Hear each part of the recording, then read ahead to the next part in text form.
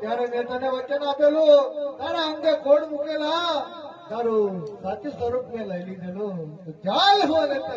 તારું સાચું સ્વરૂપ આલું આજે બોલીએ લખન રામા જય હોર કન્યા હાથો